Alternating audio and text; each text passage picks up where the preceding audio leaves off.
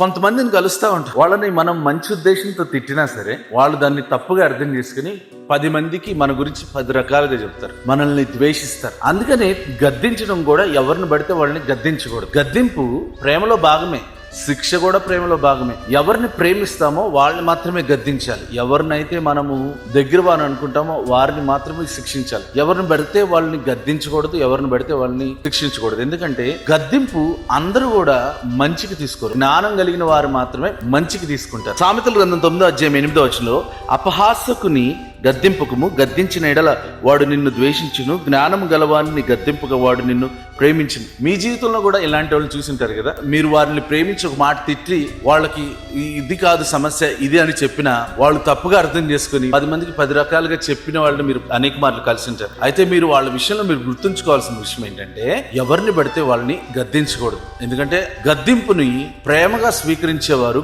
జ్ఞానవంతులు. అపహాసకులు అంటే ప్రతి దాన్ని కామెడీగా తీసుకునేవాళ్ళు, ప్రతి ఒక్కరిని అపహాస్యం చేసేవాళ్ళు, ఎదుటి వ్యక్తి యొక్క బలహీనతల్ని 10 మంది దగ్గర మాట్లాడేవాళ్ళు ఎప్పుడైనా సరే మనల్ని ద్వేషిస్తారు. కాబట్టి ఎవరిని పడితే వాళ్ళని గద్దించకూడదు. దేవుడు లోకముని ఎంతో యేసుక్రీస్తు వారు ఆయన వస్త్రాన్ని చింపి మరి వాళ్ళు చీట్లు వేసుకుని యేసుక్రీస్తు వారిని అపహాస్యం చేస్తున్నప్పుడు ఆయనకున్న శక్తిని బట్టి, ఆయనకున్న దైవత్వం బట్టి వాళ్ళందరినీ నిందించవచ్చు, లేకపోతే గద్దించవచ్చు. కానీ వాళ్ళు ఎవరిని గద్దించలేదు. వీరేం చేయించున్నారో వీరు ఎరుగరు అని తండ్రికి ప్రార్థన చేస్తున్నాడు. గద్దింపునకు లోబడే వాళ్ళకి మాత్రమే గద్దింపు. ఎవరు మన మాట వింటారో వాళ్ళు మాత్రమే గద్దించాలి. మన పరిధిలో ఉన్న వారిని మాత్రమే మనం గద్దించాలి. మనల్ని తప్పుగా అర్థం చేసుకొని వారినే గద్దించాలి. వారితో మన బంధం ఎక్కువగా ఉన్నప్పుడే గద్దించాలి. కాబట్టి గద్దింపు కూడా తక్కువగా వాడితే మనం విలువ కలిగిన వారిగా ఉంటాం. అందరి ప్రేమను, అందరి మన్నను పొందుకోగలుగుతాం. God bless.